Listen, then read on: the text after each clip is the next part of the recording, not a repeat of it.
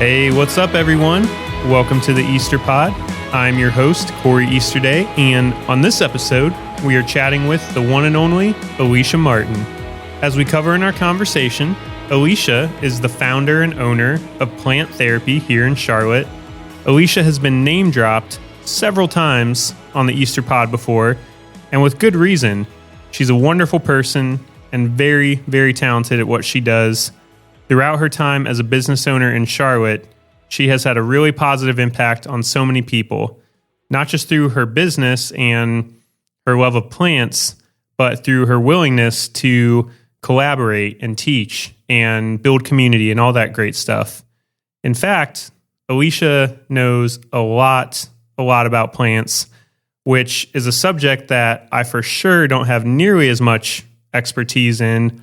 But the great thing about Alicia is she can take what she knows and make it accessible for everyone, from plant novices like me to people who live for that plant life. As always, thank you for listening, and be sure to check out my last episode with my friend and insanely talented musician, Cody Martin. No relation, by the way. Cody lives in Ohio, Alicia down here in Charlotte. Just happy coincidence that I have two guests in a row with the last name Martin. More common last name than I realized, certainly more common than Easterday, which, not to get too off subject, but I've met a lot of people over the years that are like, hey, are you related to this Easterday or that Easterday? I'm not related to most of the Easterdays out there. I have a very big family, but not that big. So anyway, I digress. Cody is a great guy and a very gifted artist. So I really enjoyed the opportunity to learn more about his music and creative process, as well as the meaning behind a few of his songs and what it was like to come down from Ohio to perform a set here in Charlotte, among many other subjects we covered, so be sure to check that out. And of course, follow the show on social media at The Easter Pod and subscribe on your podcast platform of choice so that you never miss an episode. Before we dive in, special thanks to my friends Speak Seldom for creating the music for this episode, and to my guy JD Laird and his company Token for helping to produce this episode. Check out Token's work by visiting tokencreative.co. And last, but most importantly, check out Alicia Martin and all her work on social media at Plant Therapy CLT, and visit planttherapyclt.com to learn more. Without further ado, my conversation with Alicia Martin.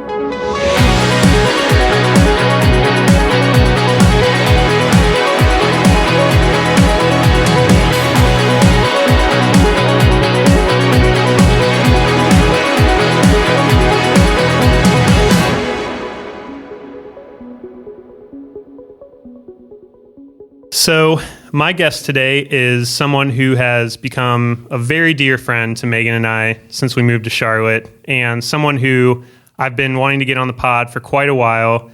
She is the founder and owner of Plant Therapy here in Charlotte, and frankly, just an all-around awesome human being, wonderful person, wonderful friend. Alicia Martin, welcome to the Easter Pod. How are you doing today? Hi, Corey. Thanks so much for that lovely intro. I am excellent. Thank you. How are you? I'm great, and that's no problem. I give all my guests lovely intros, but it's truly how I feel. It's very genuine. I do appreciate you coming on. I do think you're awesome, and I do have to wish you a very happy birthday because your birthday is this week. It is. Yeah. I know. I feel bad putting you on the spot like that. I mean, you are the person I'm highlighting on the pod. You are my guest, but I think it's awesome because Megan and I got to celebrate you this past weekend, which we were very honored for the opportunity to do. And you and I, we share a birthday month, so I think that's great too. Capricorns. Yeah. Yeah. So my birthday is a big one. I'm going to be 40. It's weird to say, but alas, I will be 40.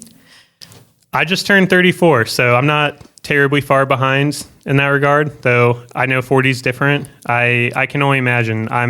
It feels weird to turn 34 because 40 feels like big and notable, and 34 just kind of feels like it's just another age. I don't know. Maybe I'm overthinking it.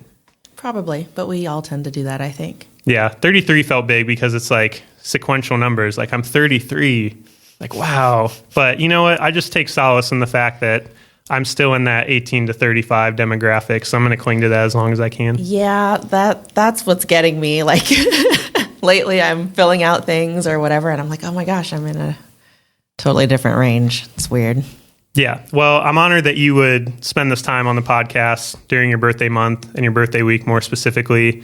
And I think it's very apropos, if I may use a big word there, because I want you on this podcast because I want to celebrate you, celebrate the things you're doing around Charlotte and just who you are. So what better month and better time to do that than birthday month? So I mentioned up in the at the top in the intro that you're the founder and owner of something called Plant Therapy. Now, plant therapy was always destined to be in my life when we moved here to Charlotte because my wife Megan loves plants, and since we moved here, our house has just been a proverbial rainforest or jungle or whatever analogy you want to use of just 50 to 55, 60 plants, something crazy. Yeah, I can consistently. Most of them coming from you, I think, or at least a good number, or at least at your guidance. So talk about just kind of the basics of, when somebody asks you, how would you answer, like, what is plant therapy?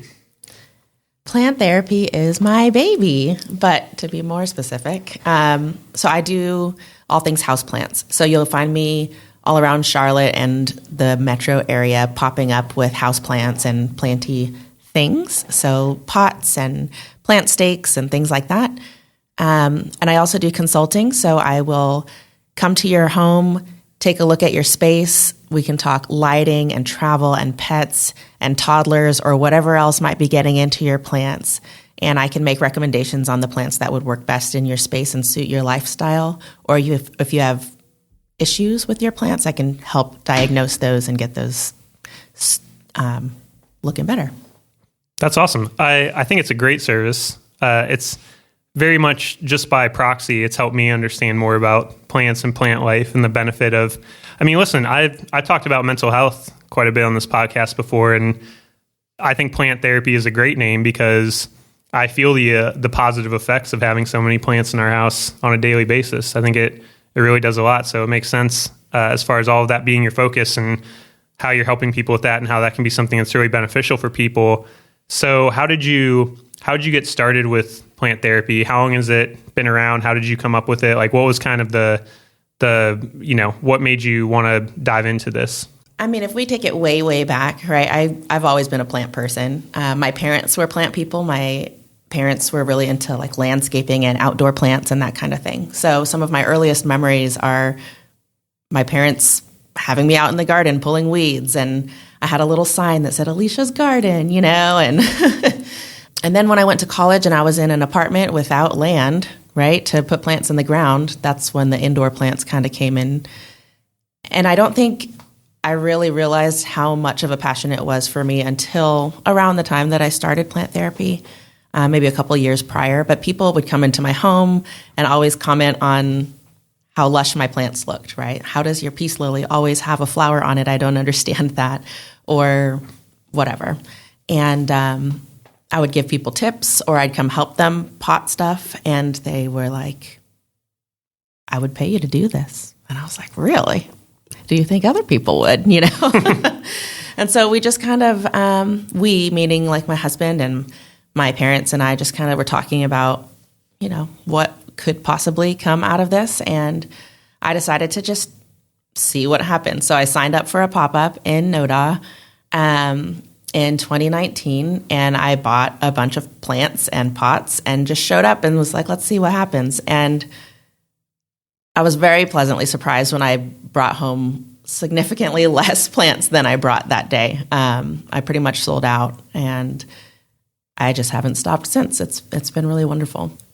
Megan and I have stood with you at some of those markets, come and hung out. It's been cool to be able to watch you do this in person and see people just kind of saunter up to the booth, not really knowing what to expect. And then you just are able to dive right in and help them pick out the best plant for them and explain. It's just been fascinating to me because I was somebody that before I met Megan and before we became friends with you, and just being around more people that are kind of into plants and have that as a passion in their life.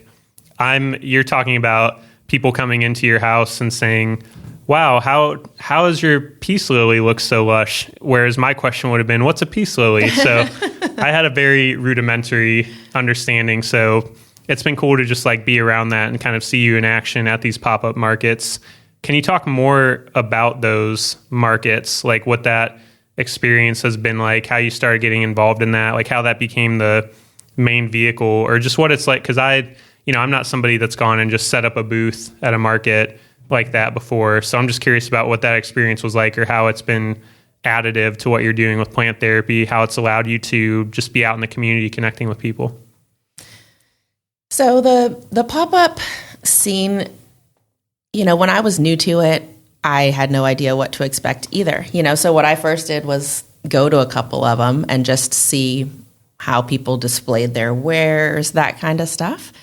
And I saw how much more impactful it was to have something that was visually appealing to draw people in and make them feel comfortable in your space and things like that. So one of the first things that I did was create this backdrop, which has traveled with me over the years, and I'm sure you've seen it. It's basically some bed slats from IKEA that I painted brown and put some straps on. I think we had to help you load it one time. So yeah.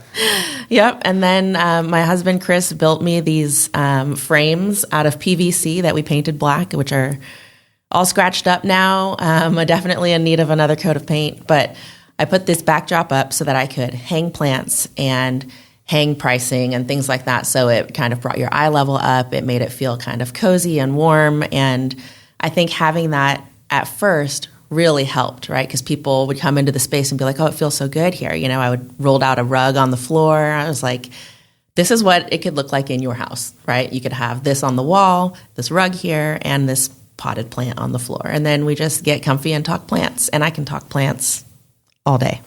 So, there are plenty of people who come in to my booth or whatever you call it and are similar to what you said, right? They're like, I don't notice plants, or I have a plant, I couldn't tell you what it is, or whatever. And then there are the people who are like, I have had 15 plants in my life. I've killed every single one of them. I don't want to touch another plant because I just feel so terrible, and I comfort them on their loss. You give them some plant therapy. I mean, exactly. Literally. Yeah. I'm like, look, I know it can be disheartening. You can do this. Like anything in life, there's a learning curve. You have to know what you're working with. And so that's where my services come in, right? And I can help you. So that's kind of how the pop-ups started. And then I started meeting other local businesses through them. And that really just kind of opened my eyes to how local small business pop-up stuff worked around Charlotte, and it's been awesome. Like the community of small business owners is amazing. I've made so many great friends from it, including you guys, and partnerships have come out of that. I have local people who make my pottery and planters for me that I will plant directly in or sell or refer people to and things like that. I have some of my plants in some small businesses around town that actually have brick and mortar shops. And that's been really fun too. And it's been really great to see how all of these businesses over the years have changed, and we're able to invest in each other and give each other advice and things like that. And it's just been awesome. Like as much as I love the plants, I think I love the small business community more. Yeah, Megan and I both have gotten that. I think that's why we've all connected so well, because we share a similar passion and interest for just connecting with other creatives or nonprofits or small business owners or people that are just, and a big reason of why I even started this podcast is a desire to connect with those types of people and highlight all the wonderful things that they're doing in the community. So I totally affirm everything you said about the Charlotte community specifically and how great it is when you're able to just make connections with people. And I love that that's been kind of an unexpected result of your journey with plant therapy. It sounds like even starting plant therapy was a bit unexpected in and of itself, maybe wasn't something that was on the long-term idea board. Absolutely. Just happened kind of organically, if I can use a little agriculture pun. please. I told you I was going to try out some jokes. I didn't promise they would all be funny. So, but no, it's cool to see how that has grown, and then just through that, some of the organic, unexpected things that have come through it, like connecting with other business owners. And I have to ask, I'm sure I've asked you or Megan a version of this question probably a dozen times at this point, but I'm obviously, if I don't even know what a peace lily is, like I can be a forgetful person or not always hyper aware or remembering of things. But is that how you got connected with Megan, or how did that relationship start? Was it through the pop-ups? Was it through, like, how did our wonderful friendship come to, I came into this through Megan, but how did you and Megan meet? So, I think what it was that I found Megan on Instagram. So I think I had followed some other local photographers, and some of my friends maybe had used her for some things, and I saw her name come up. And so after following her for a while, I was like, okay, I like her style. And so I reached out and was like, I would like to talk about photos. And it was weird because I still felt relatively new, and I was like, I feel like this is a very like official professional thing to be like, I need brand photos, but I reached out to Megan, and she made me feel super comfortable. We were supposed to meet up for coffee, but then COVID happened, and so that never happened. Yeah. But we eventually did get around to getting something scheduled, and I fell in love with your wife. I can understand that feeling. And it's been wonderful ever since. She's given me some beautiful photos of my plants and stuff. Me, I guess. That's weird. She's given me beautiful photos of me. And I've loved partnering with her. We're doing the Plant Baddie stuff, which started out as boudoir sessions, or empowerment sessions, as she calls them, and I love that. And those images have been so amazing, and it's been so fun to do those. I love working with her because it's so fun to see people just like open up in front of her, and feel comfortable, because especially when you're talking about like boudoir photos, right? Someone who maybe has never taken photos like that before doesn't necessarily always feel the most comfortable in front of the camera, but we give them an amazing setting. I mean, there's plants everywhere, and Megan is Megan, and I try very hard to be a lovely person as well. So people seem to open up and have a really good time. There's a lot of laughing and a lot of just joking and giggling, and everyone walks away with some really gorgeous photos. And so we're kind of transitioning what we're doing. We're still doing a lot of the plant-themed shoots, but we're doing it for not just boudoir, right? We're going to do product photography and brand photos, headshots, things like that. So, yeah.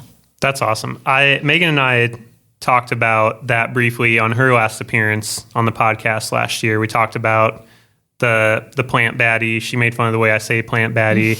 We talked about how that came into being a little bit.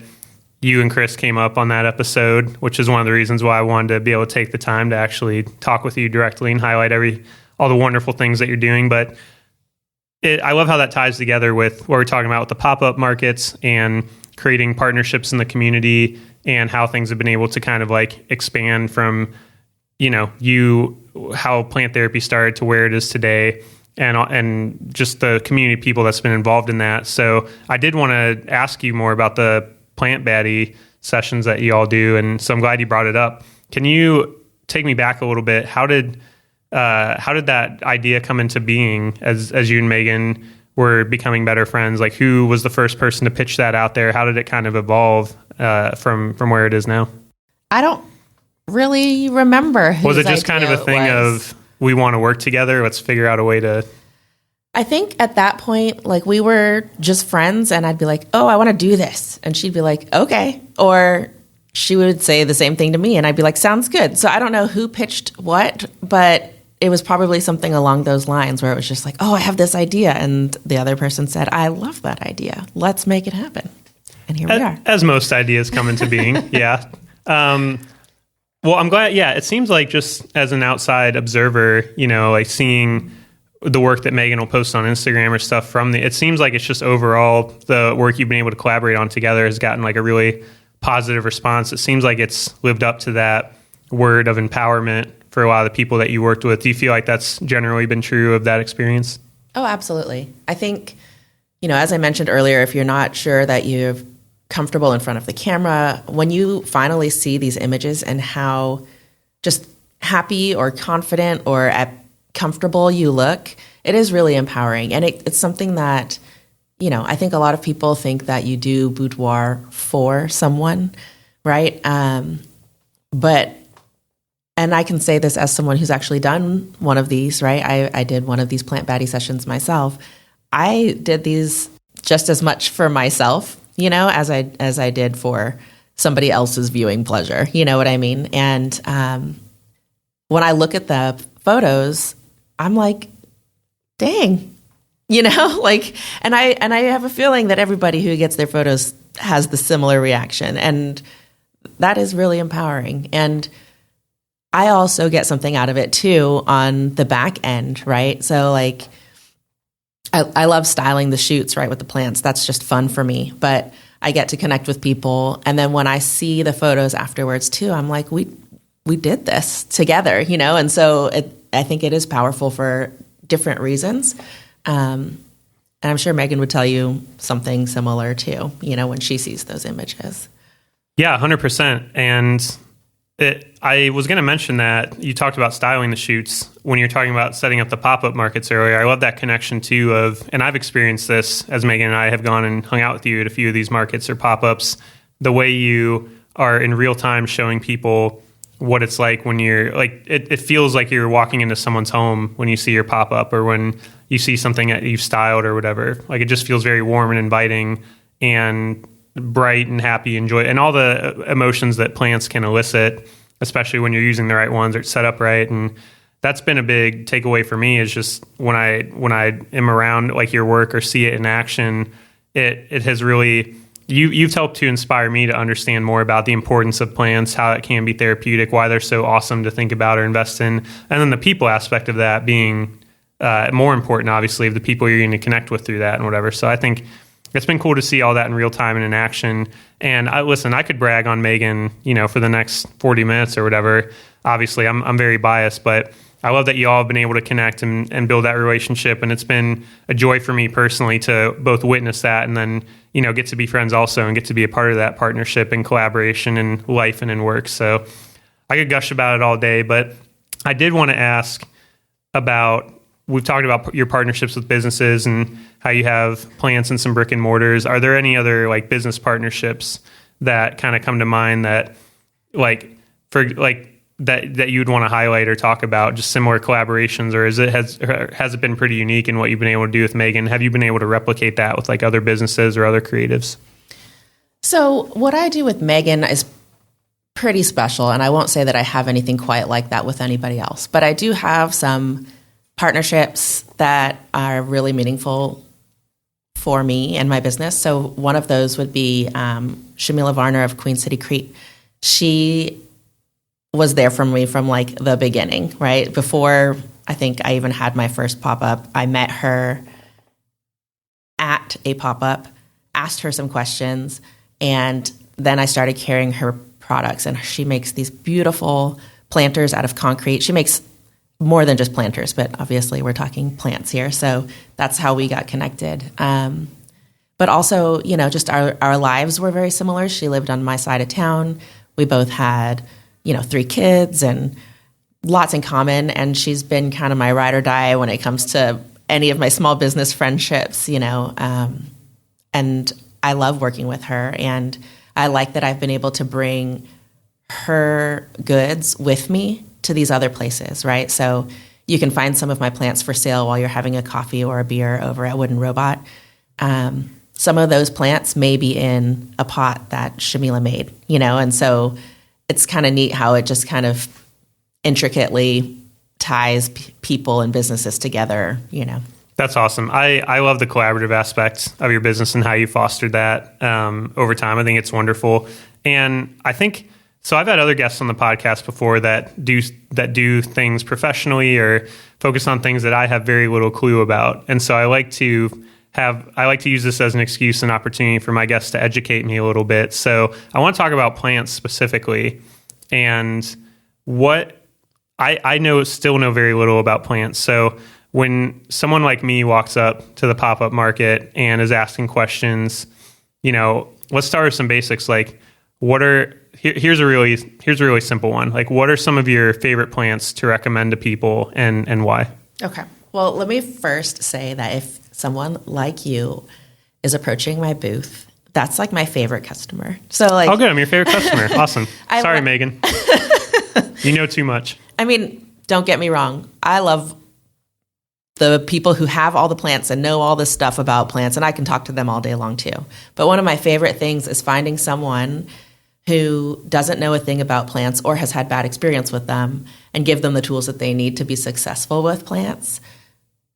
And then when they come back to me and they're like, it's still alive, I think I can maybe handle another one. Like, that's the best feeling. I'm like, yeah, I'm helping you learn and grow, But as far as like go-to plants, I think, so there's two main ways that people kill their plants, right? So the first one is to forget that they own a living thing, right? And provided that needs water, sunlight, that kind of thing.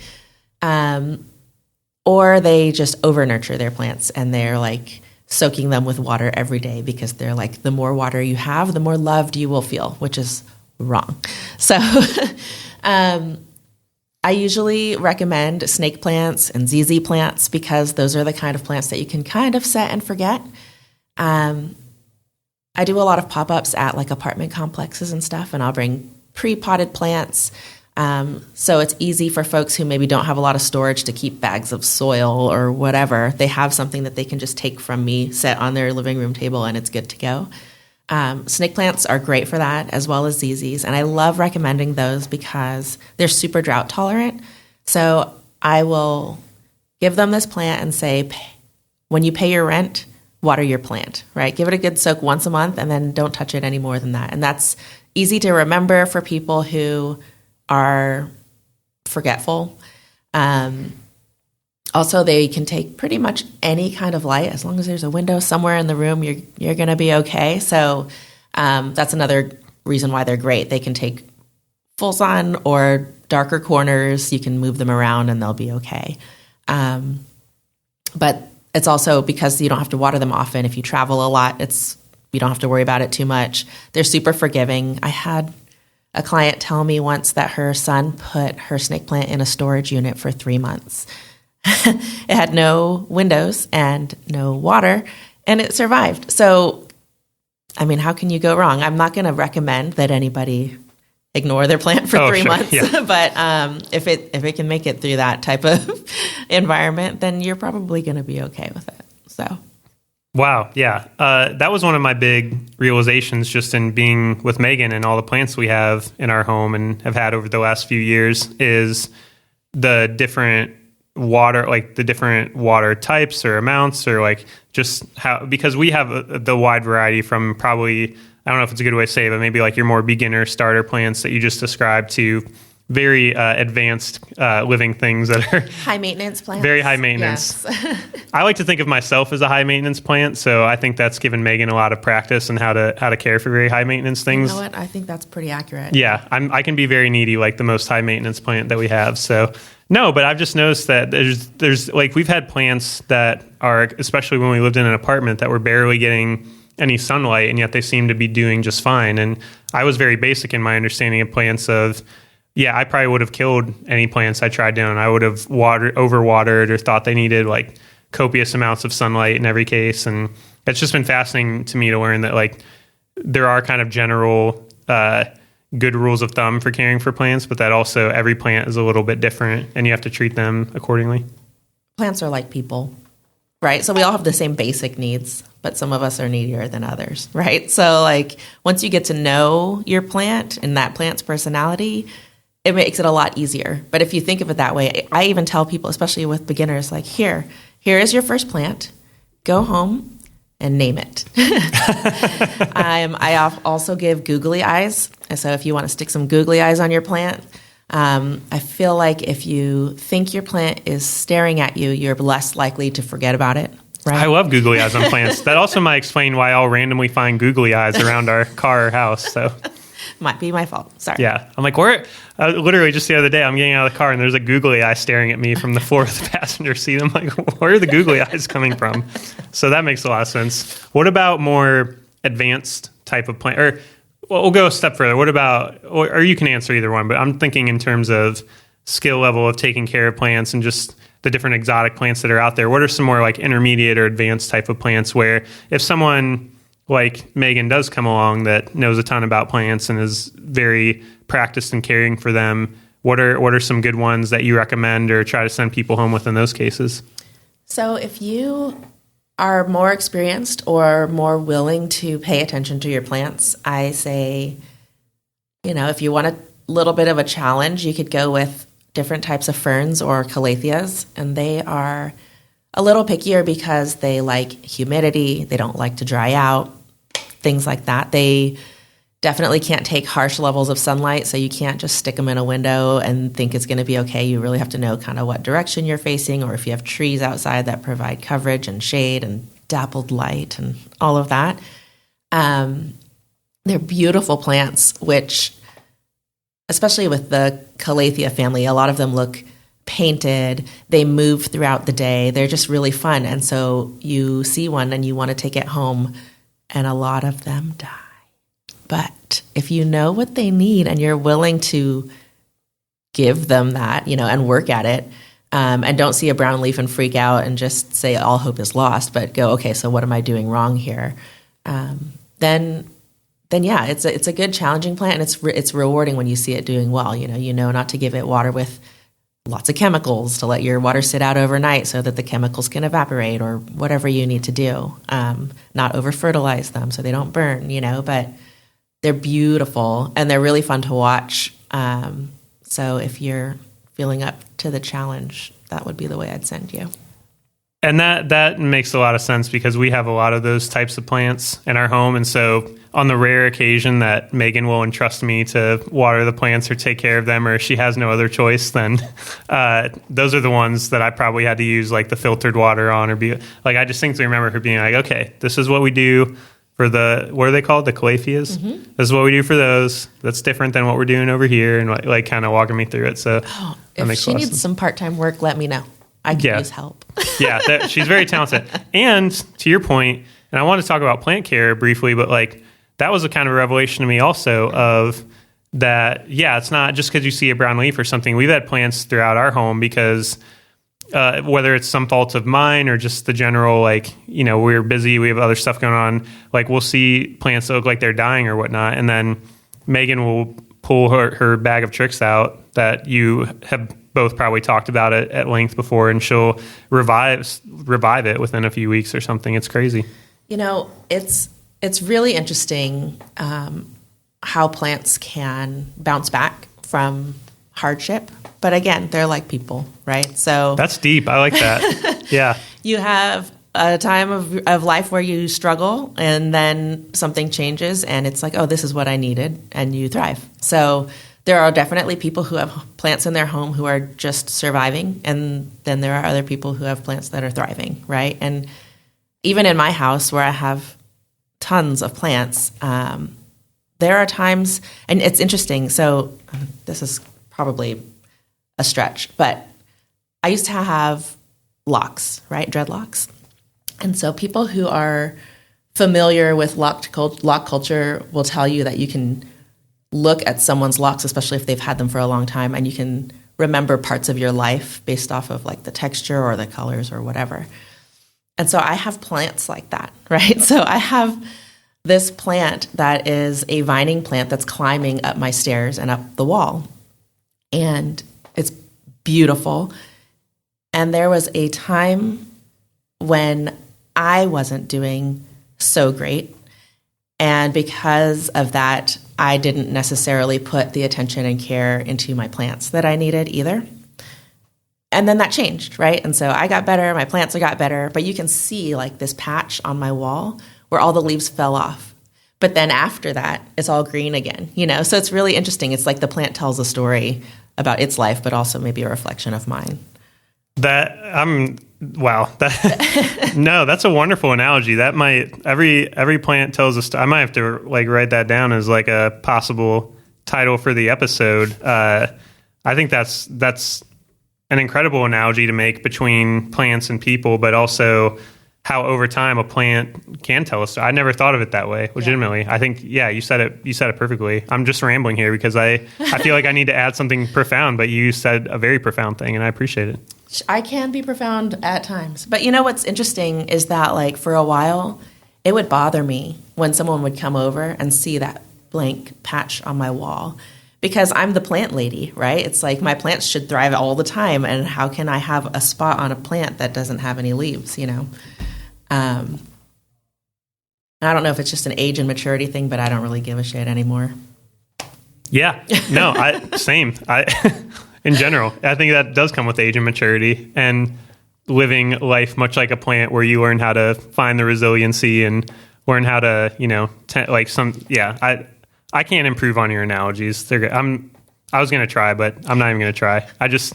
There's always a part in each podcast I record with somebody where I really hope people kind of go back and rewind it and soak it in again, much like a plant soaks in water. And sorry, I knew I was going to get a couple plant puns out today, but that's one of those parts. So I think that's great. And I wanted, it kind of ties into, so I was on your website, the plant therapy website that we'll be sure to promote when we wrap the podcast up here and in the show notes. But the tagline you have is improving lives by fostering a love of plants. And I was just curious about that tagline, how you've seen that play out in your work and kind of just what that means. Yeah. So plant therapy really is just that for me, right? So I started this kind of as a way to have a way out, right? So I'm a busy mom. I've got 3 little boys. I have a full-time job, needy husband, parents, all the things, right? 3 cats. And plant therapy is a way for me to focus on my plants, kind of be in my own head in the present moment, or be out talking to people and not talking with, at the time, like a 3-year-old or whatever he was. And, I think having plants in your home is definitely therapeutic, right? So studies have shown that just having greenery in your home can help you feel more connected to nature and help you feel more calm and relaxed and all of that. Plants also improve the quality of the air in your home. Granted, having one plant next to your bed is probably not going to do a whole lot, but NASA's got a list of plants ranked by the how well they purify the air. So really, that's fascinating. Which is another reason why ZZs and snake plants are great, because they're at the top of NASA's air purification list. Wow. So, and like I said, we all go through some times that maybe are harder than others, and the plants have been the one thing that was always kind of my escape, and so they've definitely improved my life. And of course, since starting plant therapy, it has only improved it more because I've made so many more great relationships, and I definitely have repeat customers, especially my favorite type, who started off with their first plant. I maybe gave them their first plant and now they have 12, and they send me pictures of them, and it makes them happy. It brings them joy. And I just love that I could plant that seed. Yes, thank you. I'm so happy. Sorry, I won't derail your train of thought. It makes me so happy that you made that pun. No, I actually love plant puns, and I'm sure you've seen my T-shirts, right, where I've got fern down for what, and so fresh and so green. I just love them. So, oh, that makes me so happy. Yeah. But anyway, yeah. So you've seen people over time, just kind of report back, and you've seen their own lives improve. So you really have seen that in action, that improving people's lives improving as they've grown to love plants more. Yeah. Well, and also just make your place look better. Have you ever walked into a home? You may not, because you're not really into plants. But if I walk into a home that has no plants, I notice it. I'm like, there is not a single living green thing here, and it's if you would just put a plant right there, it would brighten up that space so much. I really do think plants are just an improvement. Yeah, I would agree. And I would consider Megan and I, because like I said earlier, we have a lot of plants that have come from plant therapy, and a lot of plants in general. We've definitely both grown in our love of plants over time, and over the last few years, especially, I would add our names to your list of testimonials in that regard, because as we've all, had to deal with the pandemic and the ramifications of that, and just everything that's happened in the world over the last several years, it has made all the difference to both of our mental health. And I can only speak for myself specifically, to be in a place that is just filled with those living things and those plants. And even if I don't always have like a hyper conscious awareness of the plants that are around me and how to take care of them and what it all means or whatever, I know that I have lived in places, whether it's a college dorm room or whatever, that has none of that. And it's just a stark contrast. And it's been an incredible boost to our own mental health, our own sense of joy and happiness, to just be able to exist in a space that is full of all that greenery and all the different types of plants and all that it can do to help boost your mental health. And I had just never thought of it in that vein. I when we first met you and we all started hanging out, I just loved that connection of plants and therapy. Like, that was, even the name was so fascinating to me, of plant therapy, because I've done a lot of talk therapy throughout my life. I personally have undergone a lot of different forms of therapy for much of my life. I currently work with a lot of mental health therapists through my digital marketing day job. And just the idea of combining both those things was fascinating. And I've experienced it firsthand. It's been a big boost. I mean, you've already shared a little bit, but clearly that was something that you were probably processing for yourself as you focus on like what this is going to be about, and what you're going to focus on is maybe how plants have helped you, or how the whole thing has had a similar effect for you in a positive way. Yeah, absolutely. I mean, so you brought up, the pandemic, and strangely, the pandemic was a huge boon for my business, right? Like, people were looking for new hobbies, or they were sitting at home staring at blank walls and trying to liven up their space. And so when I would do, especially when everything's first shut down and you couldn't go shopping, I would show up in the courtyard of an apartment complex with plants, and it was like, oh, I can shop, I can do something, I can learn something new, I can pretty up my space. And it's really interesting, because I think during the pandemic, people got so into plants, and part of it was a trendy thing, right? If you're scrolling the social platforms, you see plants and whatever. But for those who got into it and like stuck with it, I would say that if you ask them, they would say that it's brought them some form of therapy, whether it's joy or relaxation, but there are definitely studies out there that talk about biophilia, which is having plants inside, connecting the outdoors to the indoors. You'll see businesses all over the place, especially newer ones that are popping up, having, green living walls or whatever types of plants in their spaces, because people feel more relaxed and can be more productive when they have plants around them. And it really does affect your mental health and just your state of mind when you're around them. 100%. I love all of that. And I'm glad that we've gotten to benefit from that in our own home. What is something that, zooming out a little bit, that, just running a business, being a small business owner, what are some things that has taught you over the last several years that you didn't realize before starting plant therapy?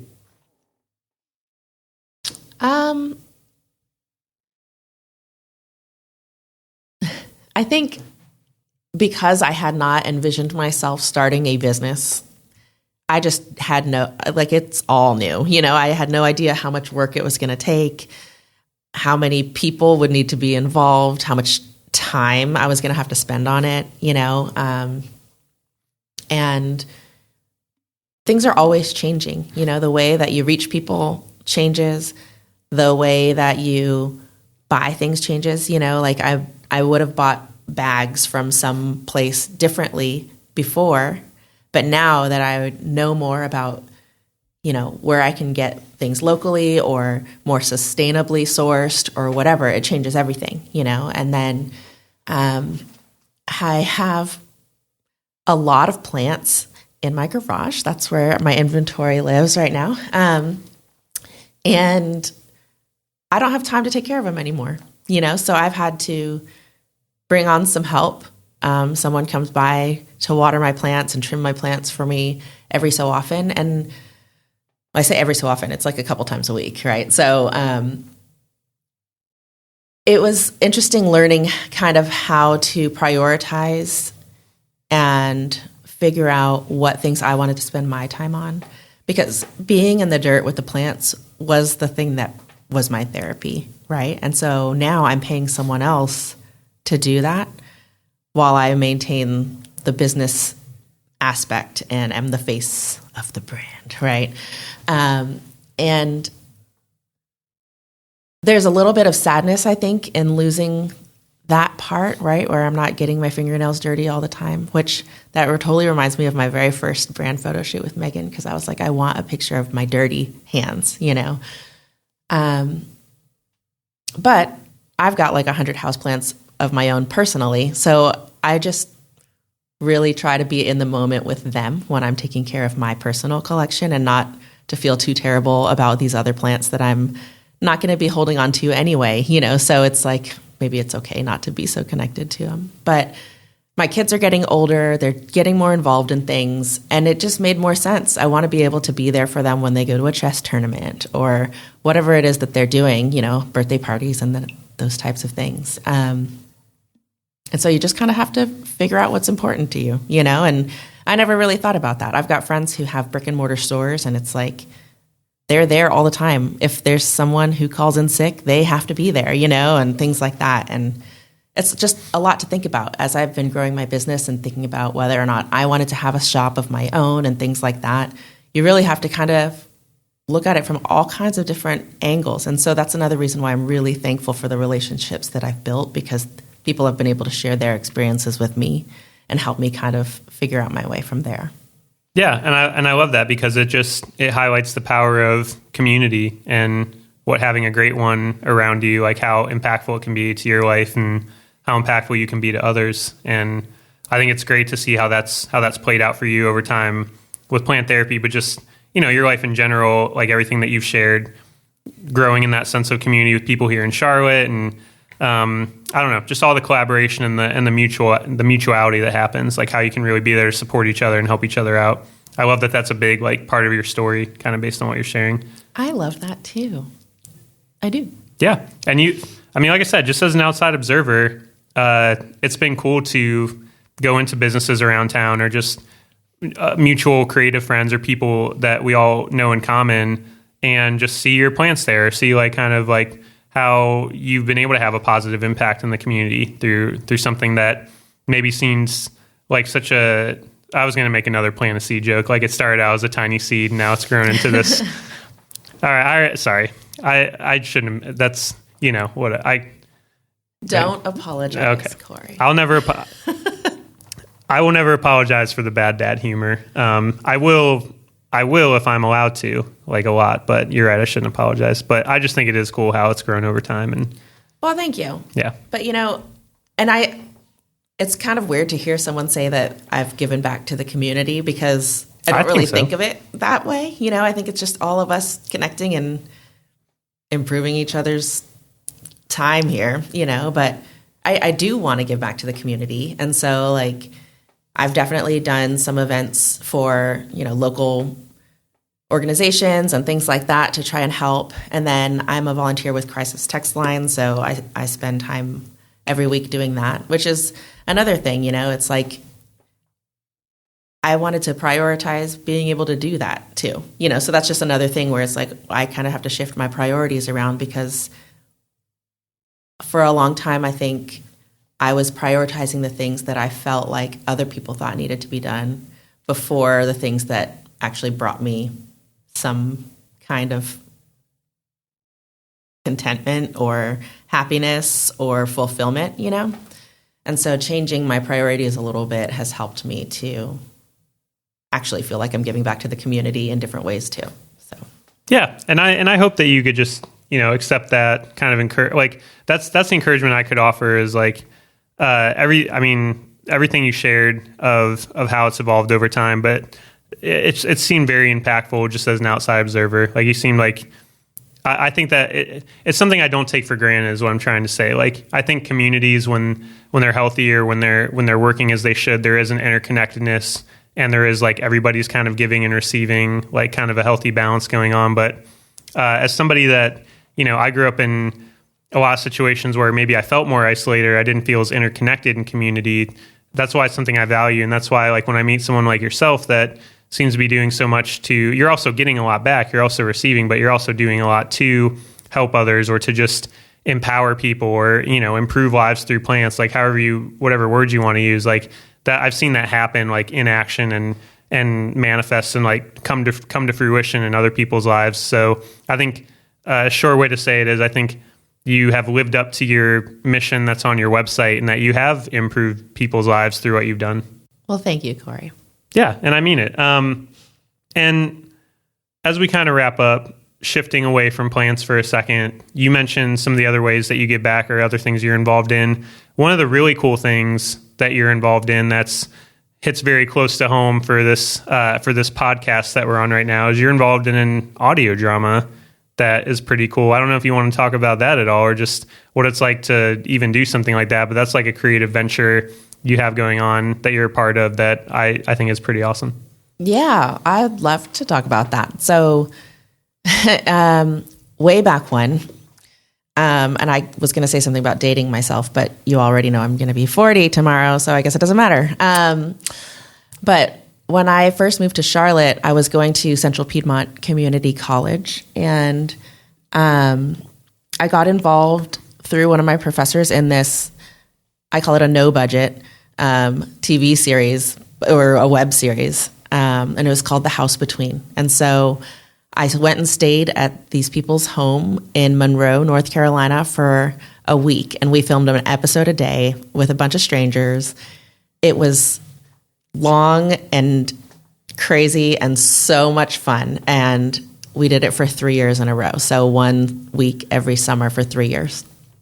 And it's a sci-fi kind of story about 5 strangers who wake up in a house. They don't know each other. They can't get out of the house. They don't know why they're there, and so just figuring out their story and how they got to be there. It turns out they're all from different time periods too. So that's kind of interesting. So this was, pre-Marvel Cinematic Universe, multiverse stuff, and so I like to think that we were ahead of the curve. And then over the pandemic, we all got together on a Zoom call just to, reunite. And we really discovered that we missed it. And the guy who had written the first 3 seasons was like, well, I got plenty more stories where that came from. And so we decided to pick things up where we left off, except not quite where we left off, right? We had all moved to different places. Some of us were in North Carolina, South Carolina, Virginia. One of our cast members had actually passed away, so he was no longer there. But we decided to do it in an audio format. So we all built these makeshift sound booths in our homes, some of us in our closets or wherever, and scripts went out, and we would record for weekends or a week off maybe. And we're about to do, I think, the 3rd year of this. So it's somehow this is stretched on for 6 seasons over 20-something years, and I don't know how it happened, but we also, because we anticipate that there will be people listening to this series who never watched the original stuff, we're re-releasing the first episodes in novellas. So 2 of them are also available now as well, which is pretty fun because reading it gives you a lot more detail and can give you more backstory. It's fun. I love that. And I'm excited to listen to like the actual audio drama has not released yet, correct? Correct. I think we are aiming for the first episodes to come out in March, I want to say. Okay. Well, I'm very excited to check it out. And I think it's awesome that you and Chris have both been involved in that. Well, thank you. Yeah, that's the other thing. Like Chris and I had just met when I was doing that, And so it's grown now that Chris is a character. And this season, one of my kids is in it too. So like, oh, I love that. That's incredible. I've signed my life away at this point. Like I'm in it for the long haul because my family's all involved. It's a family project. That's awesome. So what encouragement would you give to, I could go as broad as anybody listening, but maybe, somebody that's currently running a small business or looking to do that, or you're talking to somebody about like what, if you just had to just picture someone listening, what's the general kind of encouragement that you would give of everything you've experienced the last 3 or 4 years, kind of with this as your main focus? I don't know. I'm just curious, like what insight you would offer to somebody that's wanting to do something creative or start a small business or pursue a dream or get more involved in just being active in the community. Any of the things that we've discussed throughout our conversation together, what would you have to say? I guess my advice would be to just do it. Like I said, I didn't really plan to start a business, and I just was like, let's just see what happens if I do this thing. And I did the thing, and then the thing just evolved, and here I am now a business owner, right? And same thing with the House Between.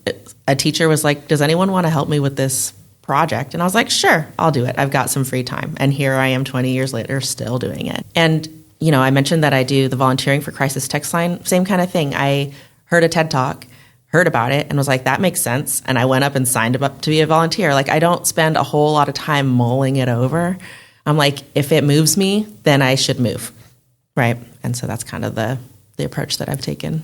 That's a very inspiring approach to an overthinker like myself. So I really value that in other people, that ability to just do it. Exactly what you said. I mean, I think I've had other guests on the pod kind of share similar insight. I mean, there's a real big difference of things that are conceptual in your brain or whatever, information you're taking in or dreams that you have versus when you just kind of put action to it. And I think that can be a very powerful combination when you actually start to step out of your comfort zone and try whatever it is that you want to try. Yeah. And what's the worst that can happen? Like you try something and it doesn't work, but it's not the end of the world unless you're trying like skydiving,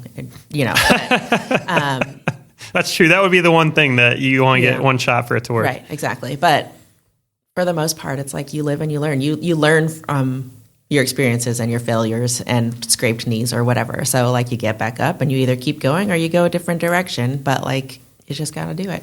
I've heard other creatives express that idea of I would rather try something and have it not work out than have the regret of never having tried it or done it. So I think that's really powerful. So where can people follow you? Where can they follow your work? How can they support you, get connected? Like, what are the ways that somebody listening to this that, wants to get connected? How can they do it?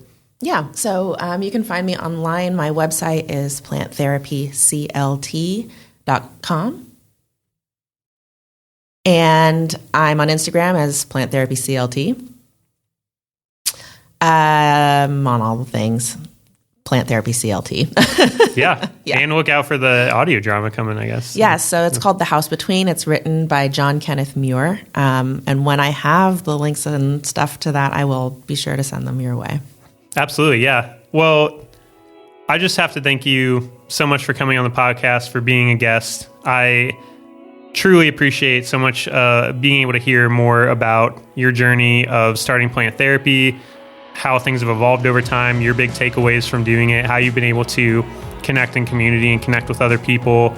You and Chris have both been amazing friends to Megan and I. I know that you're anyone that's lucky enough to know you both feels the same way about what wonderful human beings you are. So I hope that, and I know for a fact that anyone that's like listened to this interview is going to have a lot of takeaways. And I always kind of joke with people, but it's true. Like selfishly, a big reason I like doing this podcast is because I learned so much from the guests I have on. I just like connecting with awesome people. And I know that as I listen back to our conversation together, there's going to be a lot of things that kind of stick with me as takeaways that are inspiring to me. So I know others are going to be inspired as well. So thank you so much for just coming on and basically sharing your story and just more about who you are and what you're passionate about. Thanks for having me, Corey. It's been really fun.